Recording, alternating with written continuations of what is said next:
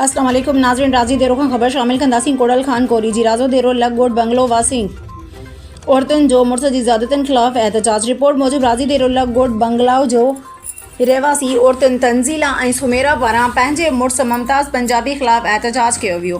हिननि ॿुधाईंदे जो त 3 साल अॻु असांखे वर्ख लाइ पंजाब जे पतो खे वासी मुमताज़ पंजाबी हितां असांखे ज़ोरी ज़बरदस्ती खणी वियो। उते असां ते तशद्दुद ऐं मारकुट कंदो हो। वॾी मुश्किल सां मंझि वठी वापसि हिते घर पहुतियूं आहियूं।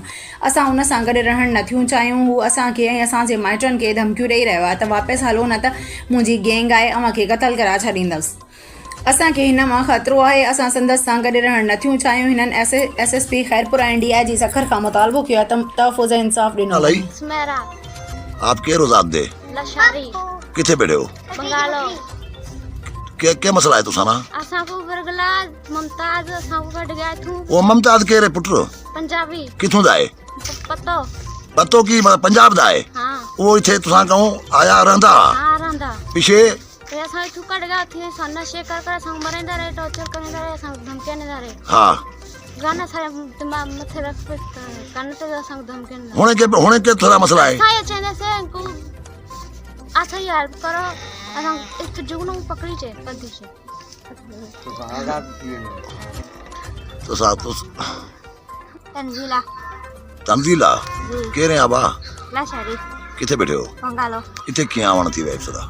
ऐसा सामने बुढ़े ऐसे मेरी शादी थी एक तो मना कड़ा पंजाबी आसान ड्रा कर गया पतो की दा पंजाब दा इथा बगला सा गड़ा गया बाचने गड़ा गया हर किस्म दा नशा करे रहा।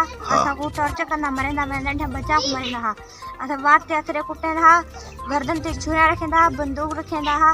असा बेता के मंदा सा को आजादी चंद से असा वादे धमकी थी जे तो हमारे खिलाफ कुछ भी करे सो अस भेरावा को पियो को सब ने कर मरे सो। हमारी गैंग खेले मेरी गैंग सब ठेली बगले मारना सब मरे सो।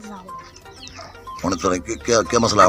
आजादी का पैसा SP को अपील है कि सारी मदद करे, असा को जो आजाद करवाए। मना तलाक घिनसो जी असा के बस कहीं किस्म पे कहीं भी कीमत सारी वणन मन तुसा को मारे ना होया? हां मरे ना। अच्छा जुल्म कंदा हा वो कोई छुड़ाव ना। किथों दा रवासी है? पतो की दा